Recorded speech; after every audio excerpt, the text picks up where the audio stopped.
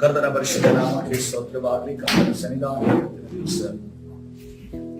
ಈ ಮುಂಜಾವಿನ ಪ್ರಾರ್ಥನೆಯಲ್ಲಿ ಸೇರಿ ಬರಬೇಕು. ಕರ್ತನು ಕೊಟ್ಟಂತ ಕೃಪೆಗಾಗಿ, ಕರ್ತನು ಕೊಟ್ಟಂತ ಅವಕಾಶಕ್ಕಾಗಿ, ಕರ್ತನು ಕೊಟ್ಟಂತ ಆರೋಗ್ಯಕ್ಕಾಗಿ, ಕರ್ತನು ಕೊಟ್ಟಂತ ಸಮಾಧಾನಕ್ಕಾಗಿ ಕರ್ತನ ಪರಿಶುದ್ಧ ನಾಮಕ್ಕೆ ಸ್ತೋತ್ರವಾಗಲಿ. ಸಮಾಧಾನ ಇಲ್ಲದೆ ಮಾರ್ನಿಂಗ್ ಪ್ರೇಯರ್ ಬರಕ್ಕಾಗ್ತದೆ? ರಾತ್ರಿ ಎಲ್ಲ ನಿದ್ದೆ ಬರಲ್ಲ. ಬೆಳಿಗ್ಗೆ ಏನಾಗುತ್ತೋ ಕಣ್ಣು ತೆರೆದ್ರೆ ಏನ್ ನಡೆಯುತ್ತೋ ಅನ್ನುವಂತ ಭಯ ನಮಗಿರೋದ್ರಿಂದ ಮುಂಜಾನೆ ಪ್ರಾರ್ಥನೆಗೆ ಬರಬೇಕಾಗುದಿಲ್ಲ. ಆದ್ರೆ ದೇವರು ಕೃಪೆ ಕೊಟ್ಟಿದ್ದಾನಲ್ಲ, ಹಲ್ಲೆಲೂಯಾ. ನಮಗೆ ಈ ಸಮಸ್ಯೆ ಇಲ್ಲದ ಹಾಗೆ ಕರ್ತನು ಬಿಡುಗಡೆ ಕೊಟ್ಟಿದ್ದಾನಲ್ಲ, ಸಮಾಧಾನದಿಂದ ಇರುವಾಗ ನಮಗೆ ಕೃಪೆ ಕೊಟ್ಟಿದ್ದಾನಲ್ಲ. ಈ ಕೃಪೆಯನ್ನು ನಾವು ಎಷ್ಟು ಅಮೂಲ್ಯವಾದದ್ದು ನೆನೆಸ್ಬೇಕು, ಹಲ್ಲೆಲೂಯಾ. ಆದ್ರೆ ನಾವು ಮನುಷ್ಯರು ಅನೇಕ ಬಾರಿ ಅಮೂಲ್ಯವಾಗಿ ಎನಿಸೋದಿಲ್ಲ, ಕ್ಷುಲ್ಲಕ, ಬಹಳ ಕ್ಷುಲ್ಲಕ. ಆದ್ರೆ ಇವತ್ತಿನ ದಿವಸ ಕರ್ತನು ನಮಗೆ ಆ ಕೃಪೆಯನ್ನು ಕೊಟ್ಟಿದ್ದಾನೆ. ಅದಕ್ಕಾಗಿ ದೇವರಿಗೆ ಸ್ತೋತ್ರ.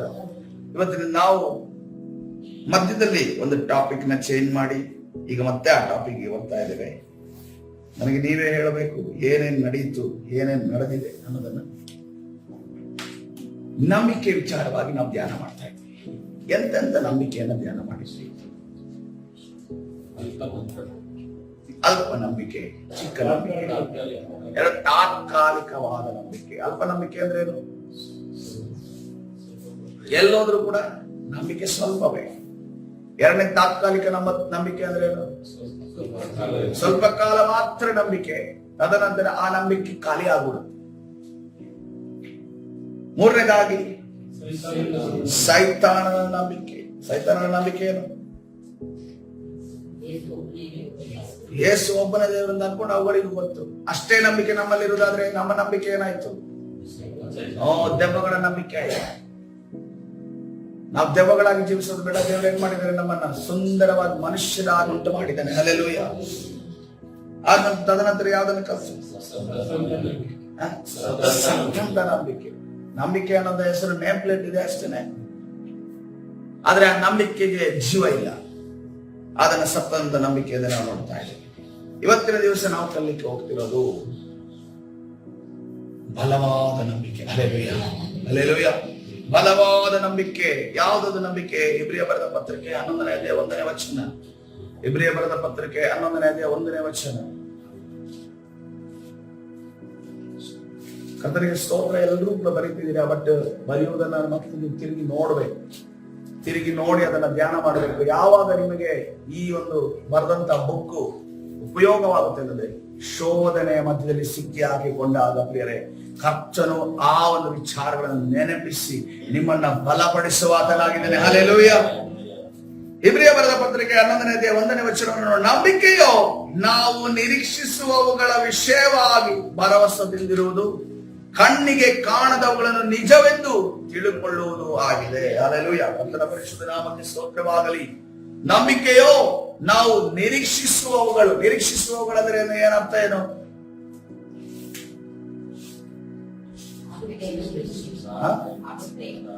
ಆ ಮುಂದೆ ಆಗುತ್ತೆ ಅನ್ನೋದನ್ನ ನಿರೀಕ್ಷಿಸಿದಂತ ವಿಚಾರವನ್ನ ನಾವೇನ್ ಮಾಡ್ಬೇಕು?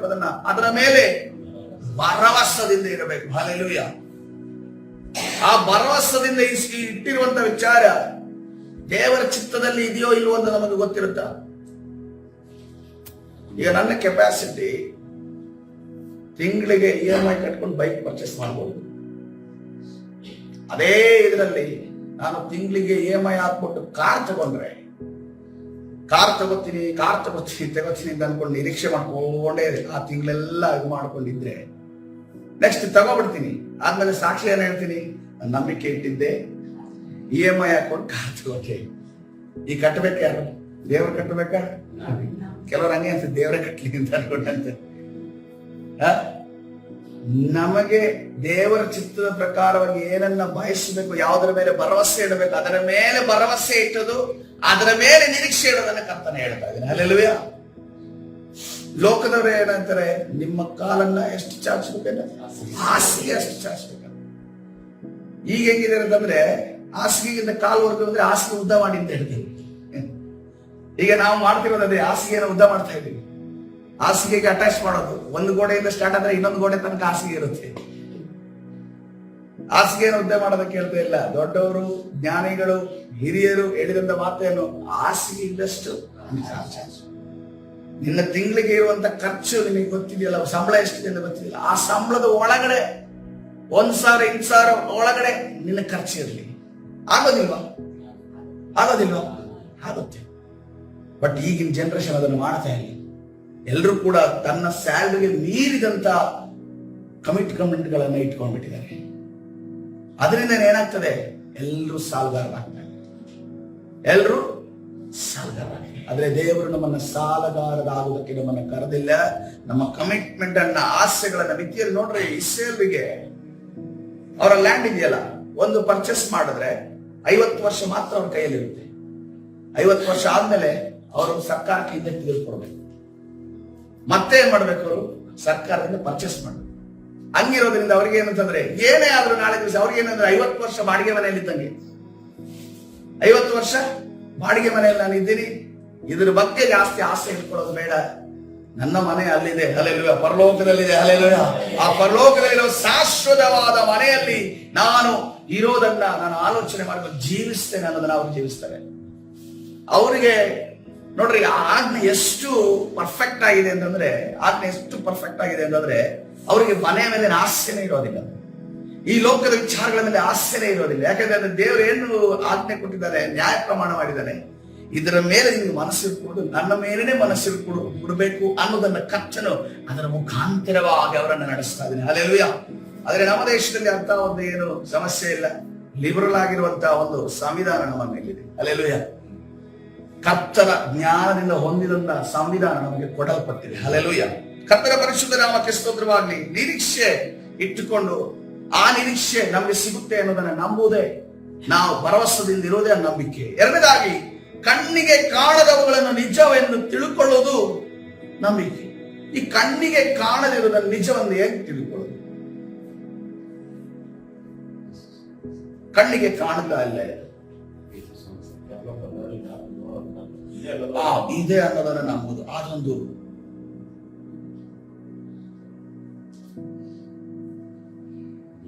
ದೇಹದಲ್ಲಿ ರೋಗ ಇದೆ, ವೇದನೆ ಪಡ್ತಾ ಇದೀವಿ, ಡಾಕ್ಟರ್ ಹೇಳ್ತಾ ಇದ್ದಾರೆ ಸಾಧ್ಯ ಇಲ್ಲ, 50-50, ಆಪರೇಷನ್ ಮಾಡಿದ್ರು ಕೂಡ ಬದುಕಕ್ಕೆ ಚಾನ್ಸ್ ಇಲ್ಲ. ಆಪರೇಷನ್ ಮಾಡ್ತೀವಿ, ನಮ್ಮ ಪ್ರಯತ್ನ ನಾವು ಮಾಡ್ತೀವಿ. ಅದೇ ರೀತಿಯಲ್ಲಿ ನೀವು ಹಣನೂ ಕಟ್ಟಬೇಕು. ಏನ್ ಅನೌನ್ಸ್ಮೆಂಟ್ ಆಗಿದೆ, 8 ರಿಂದ 10 ಲಕ್ಷ ಅಮೌಂಟ್ ಕಟ್ಟಬೇಕು ಆಪರೇಷನ್ಗೆ. ಅದರ ನಂತರ ಮೆಡಿಸಿನ್ಸ್ ಇರುತ್ತೆ. ಮನೆಯ ಒಂದು ಯಜಮಾನ, ಆ ಒಂದು ಮನೆಯ ಅಸ್ಥಿವಾರ ಕದಲ್ತಾ ಇದೆ, ಅನಾರೋಗ್ಯದಲ್ಲಿ ಬಿದ್ದಿದೆ, ಹಾಸ್ಪಿಟಲ್ಗೆ ಬಂದು ಹೋಗ್ತಾ ಇದ್ದಾರೆ, ಮಕ್ಕಳು, ಹೆಂಡತಿ ಎಲ್ಲ ಊಟ ಗೀಟ ಎಲ್ಲ ಸಪ್ಲೈ ಮಾಡ್ತಾ ಇದ್ದಾರೆ. ಆಪರೇಷನ್ ಆಗೋದಕ್ಕೆ ಹತ್ತಿರ ಆಗ್ತಾ ಇದೆ. ಆವಾಗ ಹೇಗೆ ನಂಬಬೇಕು?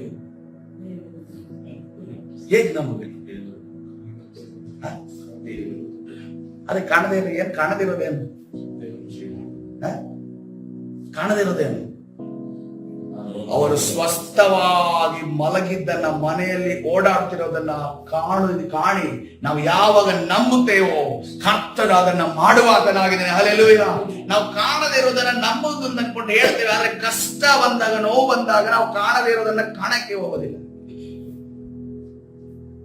ಕಾಣದೇ ಇರೋದನ್ನ ಕಾಣಕ್ಕೆ ಒಂದು ಸಸಿ ಬೆಳೀತಾ ಇದೆ, ಮಾವಿನ ಸಸಿ.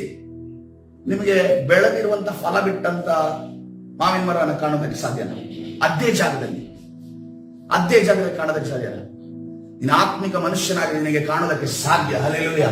ನೀನು ಆತ್ಮಿಕ ಮನುಷ್ಯನಾದ್ರೆ ನೀನು ಖಂಡಿತವಾಗಿ ಕಾಣೋದಕ್ಕೆ ನಿನಗೆ ಸಾಧ್ಯ. ನಿನಗೆ ಕಾಣೋದಕ್ಕೆ ಸಾಧ್ಯ ಆಗಲಿಲ್ಲ ಅಂದ್ರೆ ನಿನ್ನ ಆತ್ಮಿಕ ಕಣ್ಣು ತೆರೆಯಲ್ಪಟ್ಟಿಲ್ಲ. ಹೊರಲಾರದಷ್ಟು ಸಾಲ ಇದೆ. ನಾನು ದೇವರಲ್ಲಿ ಆಜ್ಞೆಯಲ್ಲಿ ಕೈಗೊಂಡು ನಡೀತೇನೆ, ನಡೆದ್ರೆ ನನ್ನ ದೇವರು ಬಿಡುಗಡೆ ಕೊಡ್ತಾನೆ ಅನ್ನುವಂತ ನಂಬಿಕೆ ಇದ್ದು, ಸಾಲ ಬಿಡುಗಡೆ ಆದ ನಂತರ ನೀನು ಆರಾಮಾಗಿ ಬೆಳಿಗ್ಗೆ ಟೀ ಕುಡ್ಕೊಂಡು ಕೂರ್ತಿಯಲ್ಲ, ಅದನ್ನ ನೀನು ಕಾಣೋದಕ್ಕೆ ಸಾಧ್ಯನ? ಅದನ್ನ ನಿನ್ನ ಕಣ್ಣಿನಿಂದ ನೋಡೋದಕ್ಕೆ ಸಾಧ್ಯನ? ಅದನ್ನ ನೋಡೋದಕ್ಕೆ ಸಾಧ್ಯ ಅನ್ನೋದಾದ್ರೆ ಕರ್ತನು ಅದನ್ನ ಆ ರೀತಿಯಲ್ಲೇ ಮಾಡುವಾತನಾಗಿ. ಹಲ್ಲೆಲೂಯಾ. ಅದನ್ನ ಆತ್ಮಿಕ ಕಣ್ಣು ತೆರಳು. ಅದನ್ನೇ ಹೇಳ್ತಿರೋದು, ಕಾಣದೇ ಇರೋದನ್ನ ನಾವು ಕಾಣಿ. ಅಬ್ರಹಾಮನು ತಾನು ಹೋಗುವಂತ ದೇಶವನ್ನು ನೋಡ್ಲಿಲ್ಲ. ದೇವರೇನ್ ಹೇಳಿದ್ರು? ನೀನು ಈ ದೇಶವನ್ನ ಬಿಟ್ಟು ನಾನು ಹೇಳಿರುವಂತ ಜಾಗಕ್ಕೆ ಹೋಗು. ಅಬ್ರಹಾಮನ ನೋಡ್ಲಿಲ್ಲ, ಆದ್ರೆ ಅಬ್ರಹಾಮನ ಮನಸ್ಸಿನ ಒಂದು ಇಮ್ಯಾಜಿನೇಷನ್ ಇದೆ, ನನ್ನ ದೇವರ ಸಮೃದ್ಧಿಯಾದ ದೇಶವನ್ನ ನನಗೂ ನನ್ನ ಜನಾಂಗಕ್ಕೂ ಕೊಡುತ್ತಾನೆ ಎನ್ನುವಂತ ಆತನಲ್ಲಿದ್ದಂತ ಇಮ್ಯಾಜಿನೇಷನ್ ಕಾಣದೆ ಇರುವುದನ್ನ ಅದನ್ನು ನಂಬಿದರ ನಿಮಿತ್ತವಾಗಿ ಆತನು ಕಾಲಿಟ್ಟ ಜಾಗವನ್ನ ಕರ್ತನು ಅವನಿಗೆ ಕೊಟ್ಟರೆ ಎಂದು ನಾವು ನೋಡ್ತೇವೆ. ಹಲ್ಲೆಲೂಯಾ. ಎಷ್ಟು ಜನರಿಗೆ ಮಲಗಿದ್ರೆ ನಾಳೆ ಬೆಳಿಗ್ಗೆ ಹೇಳ್ತೀನಿ ಅಂತ ಅನ್ಕೊಂಡು ನಂಬಿಕೆ ಇದೆ? ಎಷ್ಟು ಜನರಿಗೆ ಬೆಳಗ್ಗೆ ಹೇಳ್ತೀನಿ ಅಂದ್ರೆ ನಂಬಿಕೆ ಇರೋದಿಲ್ಲ. ನಾಳೆ ಬೆಳಿಗ್ಗೆ ಉದ್ದಿನ ಬೇಳೆ ಹಾಕಿ ಅಕ್ಕಿ ಹಾಕಿ ರುಬ್ಬೇಕು ಅಂತ ಅನ್ಕೊಂಡು ಎಲ್ಲ ರೆಡಿ ಮಾಡಿ ಇಟ್ಟಿರ್ತೀರ. ನಾಳೆ ಬೈಕ್ ಸರ್ವಿಸ್ ಕೊಡ್ಬೇಕು, 8 ಗಂಟೆಗೆ ಹೋಗ್ಬೇಕು ಅಂತ ರೆಡಿ ಆಗಿರುತ್ತೆ. ಆದ್ರೂ ಕೂಡ ದೇವ್ರ ಚಿತ್ತ ಇರಲಿಲ್ಲ. ಅದಕ್ಕಿಂತ ಒಂದು ನಂಬಿಕೆ ನಮ್ಮಲ್ಲಿ ಇರುವುದಾದ್ರೆ ಬೇರೆ. ಹಲ್ಲೆಲೂಯಾ. ಕಾಣದೆ ಇರೋದನ್ನ ಬೆಳಿಗ್ಗೆ ನಾನು ಎದ್ದೇ ಹೇಳ್ತೀನಿ, ನನ್ನ ದೇವರ ಕೃಪೆ, ದೇವರ ದಯೆ ನನ್ನನ್ನ ನಡೆಸಿದೆ ಎನ್ನುವಂತ ನಂಬಿಕೆ ನಿಮ್ಮಲ್ಲಿರುವುದಾದರೆ ಕರ್ತನು ಖಂಡಿತವಾಗಿ ಬೆಳಿಗ್ಗೆ ನಿಮ್ಮನ್ನ ಎಬ್ಬಿಸುವಾತನಾಗಿದ್ದಾನೆ. ಎಷ್ಟು ಜನ ಒಂದು ಪರ್ಮನೆಂಟ್ ಆಗಿ ಟೀ ಕುಡಿಯುವಂತ ಜಾಗ ಇದೆ? ಪರ್ಮನೆಂಟ್ ಆಗಿ ಬೆಳಿಗ್ಗೆ ಎದ್ದು ಟೀ ಕುಡಿಯುವ ಜಾಗ ಇದೆ, ಅಲ್ಲೇ ಕೂರೋದು ಇಲ್ಲ. ಅದೇ ಸಮಸ್ಯೆ ಆಗಿರೋದು. ಈಗ ಇಮ್ಯಾಜಿನೇಷನ್ ಅಂದ್ರೆ ಯಾವ್ದನ್ನ ಇಮ್ಯಾಜಿನೇಷನ್ ಮಾಡೋಣ, ಯಾವ್ದನ್ನ ನೆನೆಸ್ಕೊಂಡು ಕೂರೋಣ. ನೀವು ಪರ್ಮನೆಂಟ್ ಆಗಿದ್ರೆ ಆ ಸ್ಥಳದಲ್ಲಿ ಕರ್ತನೆ ನಾನು ಟೀ ಕುಡ್ಕೊಂಡು ಕೂತಿರ್ತೀನಿ, ನಾನು ಆರೋಗ್ಯವಾಗಿ ಕೂತಿರ್ತೀನಿ ಅನ್ನೋದನ್ನು ನೀವು ರಾತ್ರಿ ಆಲೋಚನೆ ಮಾಡಿ ಮಲಗುವಾಗ ಕಾಣದೇ ಇರೋದನ್ನ, ಆ ಬೆಳಗನ್ನ, ಆ ಬೆಳಗಿನ ಸಮಯವನ್ನ, ಆ ಬೆಳಗಿನ ಟೀಯನ್ನ ನೀವು ಕಾಣುತ್ತಿರುವುದಾದರೆ ಕರ್ತನು ಖಂಡಿತವಾಗಿ ಅದೇ ರೀತಿಯಲ್ಲಿ ಮಾಡಲು ಶಕ್ತನಾದ ದೇವರು. ಹಲ್ಲೆಲೂಯಾ. ಇದೇ ಬಲವಾದ ನಂಬಿಕೆಯಾಗಿದೆ. Hallelujah, hallelujah. ಕರ್ತನ ಪರಿಶುದ್ಧ ನಾಮಕ್ಕೆ ಸ್ತೋತ್ರವಾಗಲಿ. ಆದ್ರೆ ನಾವೇನ್ ಮಾಡ್ತೀವಿ ಗೊತ್ತಾ? ನಮ್ದು ಕ್ಯಾಲ್ಕುಲೇಷನ್ ಇದೆ, ನಮ್ದು ಲೆಕ್ಕಾಚಾರ ಇದೆ, ಮೈನಸ್ ಪ್ಲಸ್ ಗುಣಿಸು ಅದೇ ರೀತಿಯಲ್ಲಿ ಭಾಗಿಸು ಎಲ್ಲ ಮಾಡ್ತೀವಿ. ಅದಕ್ಕೆ ಜ್ಞಾನೋಕ್ತಿ ಸೊಲೊಮನ್ ಹೇಳ್ತಾನೆ, ಸ್ವಂತ ಬುದ್ಧಿಯಿಂದ ನಡೆದು ಆ ಸಿಂಹಾಸನದಲ್ಲಿ ಕೂತ್ಕೊಂಡು ಪೆಟ್ಟು ತಿಂದು ಕೊನೆಗೆ ಏನೂ ಅಲ್ಲದವನಾಗಿ ಇಳಿದು ಹೋದಂತ ಸೊಲೊಮನ್ ಹೇಳ್ತಾ ಇದ್ದಾನೆ. ಜ್ಞಾನೋಕ್ತಿ 3ನೇ ಅಧ್ಯಾಯ 5ರಿಂದ 6 ವಚನಗಳು.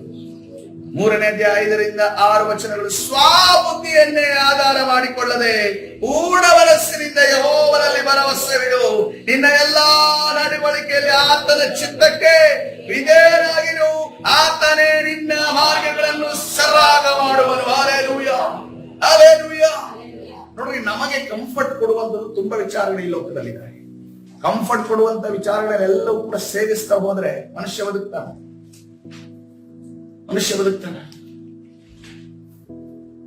ಬದುಕಲಿಲ್ಲ. ಅದಕ್ಕೋಸ್ಕರವಾಗಿ ನಮ್ಮ ಕಂಫರ್ಟ್ ನೋಡದೆ ಕರ್ತನ ಕಂಫರ್ಟ್ ಅನ್ನು ನಾವು ನೋಡೋದಾದ್ರೆ ಕರ್ತನ ಸಾನ್ನಿಧ್ಯ ನಮ್ಮ ಜೊತೆಯಲ್ಲಿರುತ್ತೆ, ಕರ್ತನ ಪ್ರಸನ್ನತೆ ನಮ್ಮ ಸುತ್ತಲೇ ಇರುತ್ತೆ. ಹಲ್ಲೆಲೂಯಾ. ಕರ್ತನ ಪರಿಶುದ್ಧ ನಾಮಕ್ಕೆ ಸ್ತೋತ್ರವಾಗಲಿ. ಅದಕ್ಕೆ ಕರ್ತನ ಒಂದು ನಂಬಿಕೆ ಬಗ್ಗೆ ಹೇಳ್ತಾ ಇದ್ದೇನೆ ಇವತ್ತಿನ ದಿವಸ. ಆ ನಂಬಿಕೆ ಬಲವಾದ ನಂಬಿಕೆ. ಆ ನಂಬಿಕೆ ಸೈಜ್ ಎಷ್ಟು ಗೊತ್ತಾ? ಮಾರ್ಕನ ಸುವಾರ್ತೆ 11ನೇ ಅಧ್ಯಾಯ 22ನೇ ವಚನದಲ್ಲಿ ನೋಡುವಾಗ, ಮಾರ್ಕನ ಸುವಾರ್ತೆ 11ನೇ ಅಧ್ಯಾಯ 22ನೇ ವಚನ, ಯೇಸು ಹೇಳಿದ್ದೆಂದರೆ ನಿಮಗೆ ದೇವರಲ್ಲಿ ನಂಬಿಕೆ ಇರಲಿ. ಮಾರ್ಕನ ಸುವಾರ್ತೆ 11ನೇ ಅಧ್ಯಾಯ 22ನೇ ವಚನ, ಯೇಸು ಹೇಳಿದ್ದೆಂದರೆ ನಿಮಗೆ ದೇವರಲ್ಲಿ ನಂಬಿಕೆ ಇರಲಿ. ನಿಮಗೆ ಸತ್ಯವಾಗಿ ಹೇಳುತ್ತೇನೆ, ಸತ್ಯವನ್ನೇ ಹೊತ್ತು ತನ್ನಂತ ಕರ್ತನು ತನ್ನ ದೈವತ್ವವನ್ನ ಬಿಟ್ಟು ಬಂದು ಅದನ್ನು ಮನುಷ್ಯ ಕುಮಾರನಾಗಿ ಅದರಿಗೆ ಹೇಳುವ ಪರಿಸ್ಥಿತಿ ಹೆಂಗಾಯ್ತು ಅಂತಂದ್ರೆ, ತಾನು ಹೇಳೋದೇ ಸತ್ಯ, ಆದ್ರೂ ಕೂಡ ಜನರ ಅಪನಂಬಿಕೆ ನಿಮಿತ್ತವಾಗಿ ಆತನ ಹೇಳ್ತಾ ಇದ್ದಾನೆ, ನಾನು ಸತ್ಯವಾಗಿ ಹೇಳ್ತೇನೆ. ಹಲ್ಲೆಲೂಯಾ. ಯಾವನಾದರೂ ಈ ಬೆಟ್ಟಕ್ಕೆ ನೀನು ಕಿತ್ತುಕೊಂಡು ಹೋಗಿ ಸಮುದ್ರದಲ್ಲಿ ಬೀಳು ಎಂದು ಹೇಳಿ ನನ್ನ ಮನಸ್ಸಿನಲ್ಲಿ ಸಂಶಯ ಪಡದೆ ತಾನು ಹೇಳಿದ್ದು ಆಗುವುದೆಂದು ನಂಬಿದರೆ ಅವನು ಹೇಳಿದಂತೆಯೇ ಆಗುವುದು. ಆದ ಕಾರಣ ನೀವು ಪ್ರಾರ್ಥನೆ ಮಾಡಿ ಏನೇನು ಹೇಳಿಕೊಳ್ತೀರೋ ಅದನ್ನೆಲ್ಲ ಏನ್ ಮಾಡ್ಬೇಕಂತೆ? ಹೊಂದುತ್ತೇವೆ ಅಂತಲ್ಲ, ಹೊಂದಿದ್ದೇವೆ ಅಂತ ಅಂದ್ಕೊಂಡು ನಂಬಿರಿ, ಆಗ ನಿಮಗೆ ಸಿಕ್ಕುವುದೆಂದು ನಿಮಗೆ ಹೇಳುತ್ತೇನೆ. ಹಲ್ಲೆಲೂಯಾ. ಹೊಂದುತ್ತೇವೆ ಅಂತ ಅಂದ್ಕೊಂಡು ಹೊಂದಿದ್ದೇವೆ. ಹಲ್ಲೆಲೂಯಾ. ಈಗ ನನ್ನ ಕೈಯಲ್ಲಿದೆ ಯೇಸುವಿನ ನಾಮದಲ್ಲಿ. ಆದ್ರೆ ಒಂದು ವಿಚಾರದಲ್ಲಿ ಏನು ಬರೆಯಲ್ಪಟ್ಟಿದೆ? ಹೇಳಿದ ಸಂಶಯ ಪಡದೆ ತಾನು ಹೇಳಿದ್ದು ಆಗುವುದೆಂದು ನಂಬಿದರೆ ಅವನು ಹೇಳಿದಂತೆಯೇ. ಹಲ್ಲೆಲೂಯಾ. ಈ ನಂಬಿಕೆ ನಮ್ಮಲ್ಲಿರುವುದರ ಪ್ರೇರೆ ನಮ್ಮನ್ನು ಅಲುಗಾಡೋದಕ್ಕೆ ಯಾರು ಸಾಧಿಸಿಲ್ಲ. ಹಲ್ಲೆಲೂಯಾ. ಅಸಾಧಾರಣವಾದ ಕಾರ್ಯಗಳು ನಮ್ಮ ಕಣ್ಣ ಮುಂದೆ ನಡೆಯೋದಕ್ಕೆ ಹೋಗುತ್ತೆ. ಹಲ್ಲೆಲೂಯಾ. ಕರ್ತನು ದೊಡ್ಡ ಕಾರ್ಯಗಳನ್ನ ಮಾಡೋದಕ್ಕೆ ಹೋಗ್ತಾನೆ. ಕರ್ತನು ಅಸಾಧಾರಣವಾದ ಕಾರ್ಯಗಳನ್ನು ನಮ್ಮ ಮುಂದೆ ಕಣ್ಣ ಮುಂದೆ ಕರ್ತನು ಮಾಡುವ ಆತನಾಗಿದ್ದಾನೆ. ಕರ್ತನು ಮಾಡುವಂತ ಕಾರ್ಯಗಳನ್ನು ನಾವು ಬೆಚ್ಚು ಬಿದ್ದು ನಾವು ಕೂಡ ನೋಡ್ತೀವಿ. ಪ್ರಾರ್ಥನೆ ಮಾಡಿದ್ದು ನಾನೇ, ಮೊಣಕಾಲು ಊರಿದ್ದು ನಾನೇ, ಕೈ ಎತ್ತಿದ್ದು ನಾನೇ, ಪ್ರಾರ್ಥನೆಯಲ್ಲಿ ಕರ್ತನಲ್ಲಿ ಕೇಳಿದ್ದು ನಾನೇ. ಆದ್ರೆ ಅದು ಕಣ್ಣ ಮುಂದೆ ನಡೆಯುವಾಗ ನಾವು ಬೆಚ್ಚು ಬಿದ್ದು ನೋಡುವ ರೀತಿಯಲ್ಲಿ ಕರ್ತನು ಮಾಡಲು ಶಕ್ತನಾಗಿದ್ದಾನೆ. ಆದ್ರೆ ಈ ನಂಬಿಕೆ ನಿನ್ನ ಒಳಗಡೆ ಇರಬೇಕು. ಹಲ್ಲೆಲೂಯಾ. 1% ಕೂಡ ನಿನಗೆ ಸಂಶಯ ಇರಕೂಡದು. 100% ನಂಬಿಕೆ ಉಳ್ಳವನಾಗಿ ಪ್ರಾರ್ಥನೆ ಮಾಡುವುದಾದ್ರೆ ದೇವರ ಚಿತ್ತಾನುಗುಣವಾಗಿ ನಿನಗೆ ಕೊಡುವಾತನಾಗಿದ್ದಾನೆ. ಹಲ್ಲೆಲೂಯಾ. ಇಲ್ಲದೆ ಹೋದರೆ ನಾವು ಹೊಂದಿಕೊಳ್ಳಲು ಸಾಧ್ಯವಿಲ್ಲ. ಇಲ್ಲದೆ ಹೋದ್ರೆ ನಾವು ಹೊಂದಿಕೊಳ್ಳಲು ಸಾಧ್ಯವಿಲ್ಲ. ಮತ್ತಾಯನ ಸುವಾರ್ತೆ 17-14 ವಚನ. ಇನ್ನು ಕೂಡ ಕರ್ತನು ಆ ಒಂದು ನಂಬಿಕೆಗೆ ಹೆಸರಿನ ಕೊಟ್ಟಿಲ್ಲ, ಈಗ ಕೊಡ್ತಾ ಇದ್ದಾರೆ. ಮತ್ತಾಯನ ಸುವಾರ್ತೆ 17-14 ವಚನ. ಅದರ ಸೈಜ್ ಎಷ್ಟಪ್ಪ ಅಂತ ಅನ್ಕೊಂಡು ಕೇಳಿದ್ರೆ ಕರ್ತನಾದ ಯೇಸು ಅಂತ ಹೇಳ್ತಾ ಇದ್ದಾರೆ.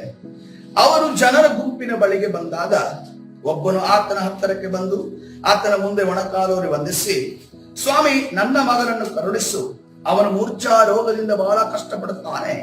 ಆದಾಗೆ ಬೆಂಕಿಯಲ್ಲಿಯೂ ಆದಾಗೆ ನೀರಿನಲ್ಲಿಯೂ ಬೀಳುತ್ತಿರುವನು. ಅವನನ್ನು ನಿನ್ನ ಶಿಷ್ಯರ ಬಳಿಗೆ ಕರಕೊಂಡು ಬಂದಿದ್ದೆನು, ಆದರೆ ಅವನಿಗೆ ವಾಸಿ ಮಾಡುವುದಕ್ಕೆ ಅವರಿಂದ ಆಗದೇ ಹೋಯಿತು. ಅದಕ್ಕೆ ಯೇಸು, ಎಲ್ಲ ನಂಬಿಕೆ ಇಲ್ಲದಂತ ಮೂರ್ಖ ಸಂತಾನವೇ, ನಾನು ಇನ್ನೆಷ್ಟು ದಿನ ನಿಮ್ಮ ಸಂಗಡ ಇರಲಿ, ಇನ್ನೆಷ್ಟು ದಿನ ನಿಮ್ಮನ್ನು ಸಹಿಸಿಕೊಳ್ಳಲಿ, ಅವನನ್ನು ಇಲ್ಲಿ ನನ್ನ ಬಳಿಗೆ ತಕ್ಕೊಂಡು ಬನ್ನಿರಿ. ಹಲ್ಲೆಲೂಯಾ. ಕರ್ತನ ಪರಿಶುದ್ಧ ನಾಮಕ್ಕೆ ಸ್ತೋತ್ರವಾಗಲಿ. ಶಿಷ್ಯರ ನಂಬಿಕೆಯನ್ನ ಕರ್ತನ ತೂಕಕ್ಕೆ ಹಾಕ್ತಾನೆ. ತೂಕಕ್ಕಾಗಿ ಹೇಳ್ತಾ ಇದ್ದಾನೆ, ನಿನ್ನ ನಂಬಿಕೆ ಸಾಲಿಲ್ಲ, ನಿಮ್ಮ ನಂಬಿಕೆ ಸಾಲಿಲ್ಲ. ಈ ಒಂದು ಅದ್ಭುತ ಕಾರ್ಯವನ್ನು ಮಾಡೋದಕ್ಕೆ ಎಂತ ನಂಬಿಕೆ ಬೇಕು? ಶ್ರೇಷ್ಠವಾದ ನಂಬಿಕೆ ಬೇಕು. ಹಲ್ಲೆಲೂಯಾ. ಕರ್ತನ ಪರಿಶುದ್ಧ ನಾಮಕ್ಕೆ ನಾವು ಗಮನಿಸಬೇಕು.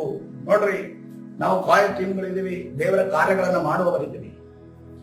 ನಮ್ಮ ನಂಬಿಕೆ ಹೆಚ್ಚಿಸಲ್ಪಡಬೇಕಂದ್ರೆ ನಾವು ದೇವರ ಬಗ್ಗೆ ತಿಳ್ಕೊಂಡಿರ್ಬೇಕು. ದೇವರ ಬಗ್ಗೆ ನಾವು ಎಲ್ಲಿ ತಿಳ್ಕೊತೀವಿ?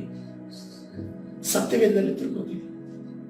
ನಾವು ಸತ್ಯವೇದ ಓದಿ ಅನೇಕ ದಿನಗಳಾಗಿದ್ದಾವೆ, ಪ್ರಾರ್ಥನೆಗೆ ಕೂರದೆ ಅನೇಕ ದಿನಗಳಾಗಿದ್ದಾವೆ. ಅದೇ ರೀತಿಯಲ್ಲಿ ನಾವು ಆರಾಧನೆ ಮಾಡಿ ಅನೇಕ ದಿನಗಳಾಗಿದ್ದಾವೆ. ಆದರೂ ಕೂಡ ನಾವು ಸೈತಾನನ ವಿರುದ್ಧವಾಗಿ ಯುದ್ಧ ಮಾಡೋದಕ್ಕೆ ನಿಲ್ತೇವೆ. ಜಯಿಸೋದಕ್ಕೆ ಸಾಧ್ಯನಾ? ನೀವು ಒಂದ್ಸರಿ ಗೌರ್ಮೆಂಟ್ ಹಾಸ್ಪಿಟಲ್ಗೆ ಹೋಗಿ ಬನ್ನಿ. ಕೆಲವ್ರ ಜೀವನದಲ್ಲೆಲ್ಲ ಅವ್ರ ಮನೆಗಳೆಲ್ಲ ಕೆಲವು ರೋಗಿಗಳು, ಆ ರೋಗಿಗಳ ನರಳಾಟವನ್ನು ನೋಡಿದ್ರೆ ಸೈತಾನ ಯಾವ ರೀತಿ ಹಿಂಡ್ತಾ ಇರ್ತಾರೆ ಗೊತ್ತಾ? ಯಾವ ರೀತಿಯಲ್ಲಿ ಹಿಂಡ್ತಾ ಇರ್ತಾನೆ ಗೊತ್ತಾ? ಜೀವನ ಅವನಿಗೆ ಯಾವತ್ತಿದ್ರು ಅವನಿಗೆ ಸ್ಯಾಟಿಸ್ಫ್ಯಾಕ್ಷನ್ ಇಲ್ಲ. ಮನುಷ್ಯ ನರಳಾಡಿ ನರಳಾಡಿ ನರಳಾಡಿ ನರಳಾಡಿ ಸಾಯಬೇಕು ಅಂತ ಅನ್ಕೊಂಡೆ, ಮತ್ತು ತದನಂತರ ಆ ಆತ್ಮವನ್ನು ಕೂಡ ನರಳಿಸಿ ನರಳಿಸಿ ನಾನು ನರಕದಲ್ಲಿ ಹಾಕಬೇಕು ಅಂತ ಅನ್ಕೊಂಡು ಅವನಿಗೆ ಅಷ್ಟು ದ್ವೇಷ, ಅಷ್ಟು ಒಂದು ಕ್ರೋಧ ನಮ್ಮ ಮೇಲೆ. ಆದ್ರೆ ನಾವೇನ್ ಮಾಡ್ತೀವಿ? ಅವನ ವಿರುದ್ಧವಾಗಿ ಯುದ್ಧ ಹೋಗೋದಕ್ಕೆ ಪ್ರಿಪರೇಷನ್ ಇಲ್ಲದೆ, ಸಿದ್ಧತೆ ಇಲ್ಲದೆ ನಾವು ಹೋಗಿ ನಿಲ್ತೀವಿ. ಸಿದ್ಧತೆ ಇಲ್ಲದೆ ನಿಲ್ತ್ರೆ ಸೈತಾನ ಏನ್ ಮಾಡ್ತಾನೆ? ನಾವು ಅನ್ಕೊಡ್ತೀವಿ ನಾನೇನು ದೆವ್ವ ಬಂದು ಬಿದ್ದಿಲ್ಲಲ್ಲ ಅಂತ ಅನ್ಕೊಡ್ತೀವಿ. ನೀನ್ ದೆವ್ವ ಬಂದು ಬಿದ್ದಿಲ್ಲ, ನಿನ್ನ ಆತ್ಮಕ್ಕೆ ಕ್ರಮೇಣವಾಗಿ ಒಂದೊಂದಾಗಿ ನಿನ್ನ ಆತ್ಮಿಕತೆ ಕಡಿಮೆ ಆಗುವಂಗ ಮಾಡ್ತಾನೆ. ನಾವು ಅನೇಕ ಜನರು ಕ್ವಾಯರ್ ಟೀಮ್ ಅಲ್ಲಿ ಇದೀವಿ, ವರ್ಷಿಪ್ ಟೀಮ್ ಅಲ್ಲಿ ಇದೀವಿ. ಅದೇ ರೀತಿಯಲ್ಲಿ ಸಭೆ ಹಿರಿಯ ರೀತಿಯಲ್ಲಿ ಅನೇಕ ಕಾರ್ಯಗಳನ್ನು ನೀವು ಮಾಡ್ತೀರಿ. ನಮಗೆ ಯಾಕೆ ಅನೇಕ ಹೋರಾಟಗಳು ಬರ್ತವೆ ಆ ವಿಚಾರದಲ್ಲಿ ನೋಡುವಾಗ? ಮಾಡಬಾರದು ಅಂತ ನಾನು ಹೇಳ್ತಾ ಇದ್ದೀನಿ, ಮಾಡಲೇಬೇಕು. ದೇವರು ನಮ್ಮನ್ನು ನೇಮಿಸಿದ. ಆದ್ರೆ ಯಾವ ರೀತಿಯಲ್ಲಿ ಮಾಡ್ಬೇಕಂತ ಕರ್ತನ್ ನಮ್ಗೆ ಹೇಳಿದಾನಲ್ಲ. ಇಲ್ಲಿ ನೋಡ್ರಿ, ಶಿಷ್ಯರು ಕೂಡ ಅವರಿಗೆ ಬಿಡಿಸೋದಕ್ಕೆ ಆಗ್ತಾ ಇಲ್ಲ. ಯಾಕೆ ಅಂತಂದ್ರೆ ಅಲ್ಲಿ ಏನಾಗ್ತಿದೆ? ಅಲ್ಲಿ ನಂಬಿಕೆ ಕಡಿಮೆ ಆಗಿದೆ, ಆತ್ಮಿಕತೆ ಕಡಿಮೆ ಆಗಿದೆ, ಪ್ರಾರ್ಥನೆ ಕಡಿಮೆ ಆಗಿದೆ, ಆರಾಧನೆ ಕಡಿಮೆ ಆಗಿದೆ, ಸತ್ಯವೇದ ಓದೋದು ಕಡಿಮೆ ಆಗಿದೆ. ಇವತ್ತಿನ ದಿವಸ ಕರ್ತನ ಸನ್ನಿಧಿಯಲ್ಲಿ, ದೇವರ ಸನ್ನಿಧಿಯಲ್ಲಿ ನಿಲ್ಲುವಂತ ಜನರು ಅವನು ಹೇಳ್ತಾರೆ ಗೊತ್ತಾ? ನಾನು ನವರತ್ನದಿಂದ ಉಂಟಾದವನು. ನೀವು ಯಾವರಿಂದ ಉಂಟಾಗಿದ್ದು? ಮಣ್ಣಿನಿಂದ ಉಂಟಾಗಿದ್ದು. ಒಂದು ದೆವ್ವ ಬಂದಾಗ ಒಂದು ಆ ರೀತಿಯಲ್ಲಿ ಅದಂತೆ ಹೇಳ್ತಂತೆ. ಈ ಮಣ್ಣಿನಿಂದ ಉಂಟಾದವರನ್ನ ನವರತ್ನದಲ್ಲಿ ನಾನು ಉಂಟಾಗಿದ್ದೀನಿ, ನನ್ನ ಮೇಲೆ ತುಳಿಯುವಂತೆ ನೀನು ಅಧಿಕಾರ ಕೊಡ್ತೀಯಲ್ಲ ಯೇಸು ಅನ್ಕೊಂಡು ಹೇಳದ. ಯಾವ್ದ್ರಲ್ಲಿ ಸೈತಾನ ಅಂತ ನವರತ್ನದಿಂದ ಉಂಟಾಗಿದೆ. ಆದ್ರೆ ದೇವ್ರು ಏನ್ ಮಾಡ್ತಾರೆ, ಮಣ್ಣಿನಿಂದ ಉಂಟಾದ ಮನುಷ್ಯನಿಂದ ಕಾಲಿನಿಂದ ತುಳಿಯುವಂತೆ ಕರ್ತನು ಮಾಡ್ತಾ ಇದ್ದಾರೆ. ಹಲ್ಲೆಲೂಯಾ. ಕರ್ತನು ಮಾಡ್ತಿದ್ದಾರೆ. ಸರಿ, ಹಾಗಾದ್ರೆ ನಿಮ್ಮ ಪ್ರಾರ್ಥನೆ, ನಿಮ್ಮ ಆರಾಧನೆ, ನಿಮ್ಮ ಕರ್ತನ ಡಿವೋಷನ್ ಎಲ್ಲಿದೆ? ಆ ಬಲ ಮಣ್ಣಿಗೆ ಸಾಕತ್ತ? ಪರಿಶುದ್ಧಾತ್ಮನು ನಮ್ಮ ಒಳಗಡೆ ಇರೋದಾದ್ರೆ ಮಾತ್ರ ನಾವು ಸೈತಾನವನ್ನು ಎದುರಿಸಲು ಸಾಧ್ಯ. ಇಲ್ಲದ ಹೋದ್ರೆ ನಾವು ಸೈತಾನವನ್ನು ಎದುರಿಸಲದೆ ಕ್ರಮೇಣ ನಮ್ಮನ್ನ ಕಿತ್ತು ಹೊರಗಡೆ ಆಗ್ತಾನೆ. ಈಸಿಯಾಗಿ ಹೊರಗಡೆ ಆಗ್ತಾನೆ, ಕಿತ್ತು ತೆಗೆದಿರ್ತಾನೆ, ಕೆಳಗಡೆ ಇರ್ತಾನೆ. ಅದಕ್ಕೋಸ್ಕರ ಕರ್ತನು ಹೇಳ್ತಾ ಇದ್ದಾನೆ, ನೀವು ಪ್ರಾರ್ಥನೆ ವಿಜ್ಞಾಪನೆಗಳಲ್ಲಿ ನೀವು ತೊಡಗುವುದಾದರೆ ಕರ್ತರ ಬಲವನ್ನು ನೀವು ಹೊಂದುವವರಾಗಿರ್ತೀರಿ. ಹಲ್ಲೆಲೂಯಾ. ಯಾವುದೇ ಕಾರಣ ನನಗಾದ್ರೆ ಅಪಾಯಕಾರಿಯಾದ ಸ್ಥಳ.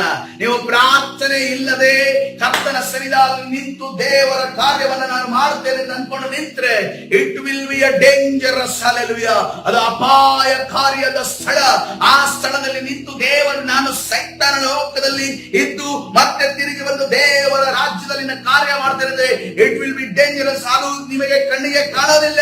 ಮುಂದಿನ ದಿನಮಾನದಲ್ಲಿ ಒಂದೊಂದಾಗಿ ನಿಮ್ಮನ್ನ ತಿನ್ನುವಂತದ್ದಾಗಿದೆ. ಈ ಸ್ಲೋ ಪಾಯ್ಸನ್ ಗೊತ್ತಿದೆಯಲ್ಲ, ಸ್ಲೋ ಪಾಯ್ಸನ್ ಸ್ವಲ್ಪ ಕೊಡ್ತಾರೆ, ಒಂದೇ ಸರಿ ಸಾಯೋದಿಲ್ಲ. ಎಷ್ಟೋ ದಿನ ಕಳೆದ ಮೇಲೆ ಸತ್ತು ಬೀಳ್ತಾರೆ.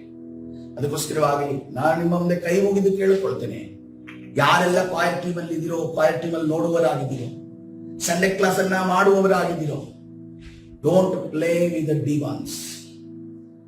ಸೈತಾನ ಶಕ್ತಿಗಳ ಜೊತೆ ನೀವು ಆಟ ಆಡಕ್ಕೆ ಹೋಗ್ಬೇಡ್ರಿ. It will B dangerous. ನಿಮಗೆ ತಿಳಿಯದ ರೀತಿಯಲ್ಲಿ ಅವನು ನಿನ್ನ ನೋಡಿದ್ದಾನೆ. ತಿಳಿಯದ ರೀತಿಯಲ್ಲಿ ನಿನಗೆ ಸಮಸ್ಯೆಗಳು ಬರ್ತವೆ, ತಿಳಿಯದ ರೀತಿಯಲ್ಲಿ ಪ್ರಾಬ್ಲಮ್ಗಳು ಬರ್ತವೆ. ಕರ್ತನು ಒಂದು ಸಮಯದ ತನಕ ಮಾತ್ರ ಕಾಯ್ದಕ್ಕೆ ಸಾಧ್ಯ. ಯಾಕಂದ್ರೆ ಅವನು ಹೇಳ್ತಾನೆ, ನೋಡ್ರಿ, ನನಗೆ ಯಾಕೆ ನೀನು ಕಾಯಿಲ್ಲ, ನನಗೆ ಯಾಕೆ ನೀನು ನರಕದ ಡಬ್ಬೆ, ಇವ್ರನ್ನೆಲ್ಲ ನಿಲ್ಲಿಸಿ ನೀನು ನನಗೂ ಅಟ್ಯಾಕ್ ಮಾಡಕ್ ಬುದ್ದೆ, ಇವ್ರನ್ನೆಲ್ಲ ನೀನು ನನ್ನ ಮುಂದೆ ನೀನು ಸಿಂಹಾಸನದಲ್ಲಿ ಕೂರಿಸಿ ಮೆರಿತಾ ಇದೆಯಲ್ಲ, ಅದೆಂಗೆ ನೀನು ನ್ಯಾಯಾಧಿಪತಿ ಆಗಿದ್ರೆ ಈಗ ನನಗೆ ಇವರನ್ನು ಬಿಟ್ಟುಕೊಡು. ಇಲ್ಲದ ಅವರ ಮೇಲಿನ ಪ್ರೊಟೆಕ್ಷನ್ ಅನ್ನು ತೆಗೆದಾಕು. ಅವ್ರ ನಂಬಿಕೆಯಲ್ಲಿ ನಡೀತಾ ಇಲ್ಲ, ಅವ್ರ ಪ್ರಾರ್ಥನೆಯಲ್ಲಿ ಮಾಡ್ತಾ ಇಲ್ಲ, ಆರಾಧನೆ ಮಾಡ್ತಾ ಇಲ್ಲ, ಸತ್ಯವೇದ ಓದ್ತಾ ಇಲ್ಲ. ಆದ್ರೂ ಕೂಡ ಸಭೆಯಲ್ಲಿ ಬಂದು ತಮ್ಮ ಲೀಡರ್ಶಿಪ್ ಗಳನ್ನ ಮಾಡ್ತಾ ಇದ್ದಾರೆ.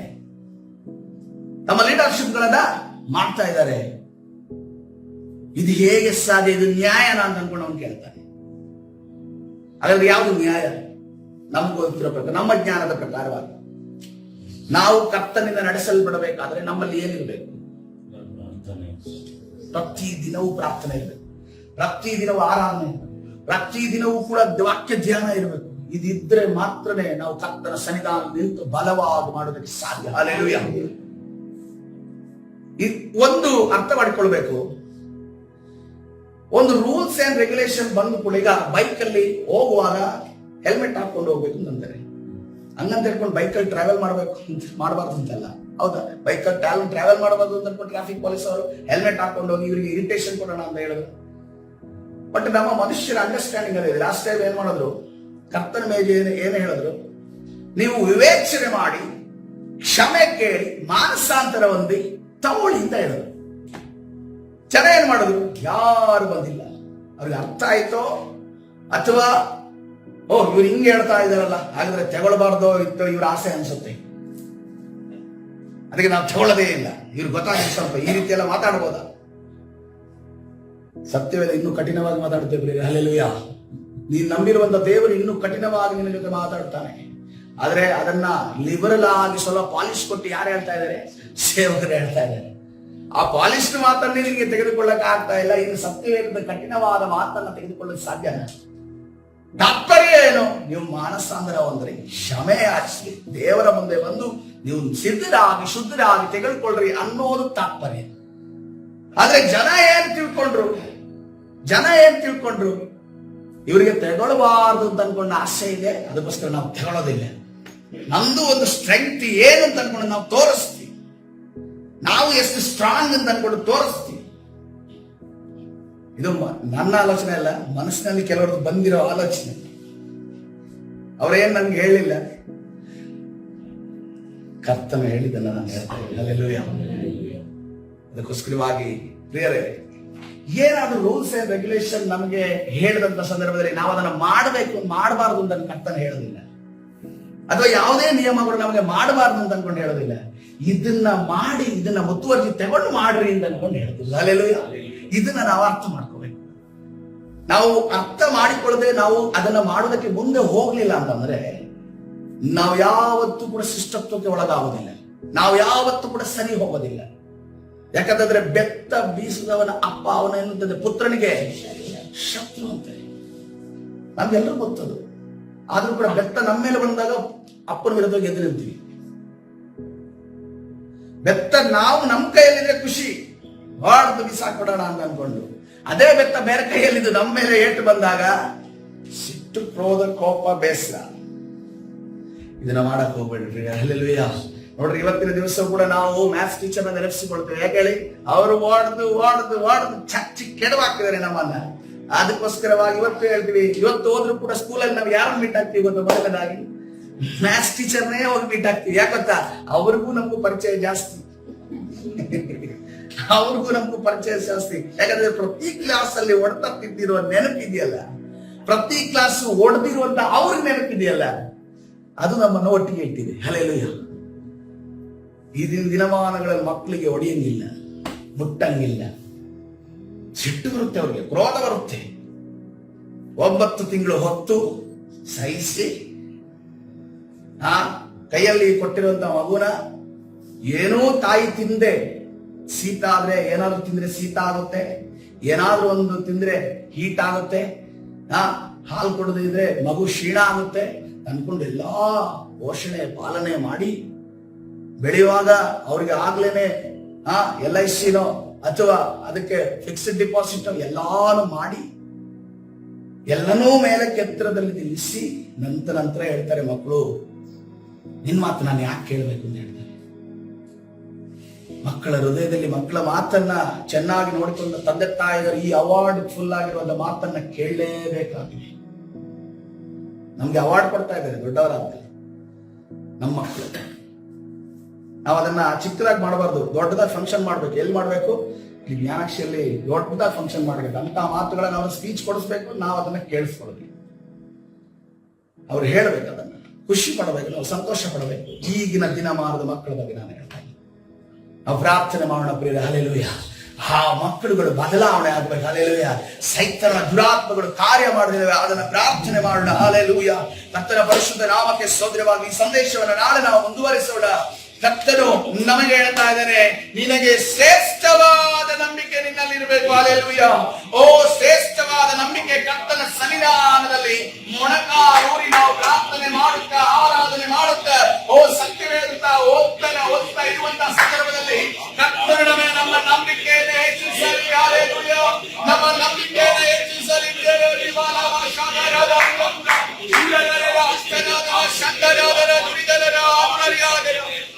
Thank you Jesus. ಕರ್ತನೇ, ಈ ಸಮಯದಲ್ಲಿ ನಾವು ಬಾಯಲ್ಲಿ ಹೇಳೋಣ, ನನ್ನ ನಂಬಿಕೆಯನ್ನ ಹೆಚ್ಚಿಸು, ನನ್ನ ನಂಬಿಕೆಯನ್ನ ಹೆಚ್ಚಿಸು, ನನ್ನ ನಂಬಿಕೆಯನ್ನ ಹೆಚ್ಚಿಸು.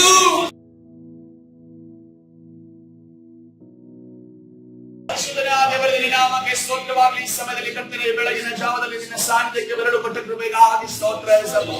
ಹೌದು ಕರ್ತನೇ, ನಮ್ಮ ನಂಬಿಕೆಯನ್ನು ಹೆಚ್ಚಿಸು ಕರ್ತನೇ. ರಾಜ, ಕಾಣದೇ ಇರುವುದ ಮೇಲೆ ನಾವು ಭರವಸೆ ಇಡುವ ಹಾಗೆ, ಕಾಣದೇ ಇರುವುದ ಮೇಲೆ ನಂಬಿಕೆ ಇಡುವಾಗ ನಮಗೆ ಸಹಾಯಸ್ತವನ್ನ ಚಾಚು. ನಮ್ಮ ನಂಬಿಕೆ ವಿರುದ್ಧವಾಗಿ ಹೋರಾಡುವ ಎಲ್ಲಾ ಸೈತಾನ ಕಾರ್ಯಗಳು ಲಯವಾಗಲೇ ಬಿಡುಗಡೆ ಕೊಟ್ಟು ನೀನು ತಾನು ನಡೆಸು. ಕರ್ತನಾದ ಯೇಸು ಸ್ವಾಮಿ ಪ್ರಾರ್ಥಿಸಿ ಹೊಂದಿಕೊಂಡಿನ ಜೀವವುಳ್ಳ ತಂದೆ. ಆಮೆನ್.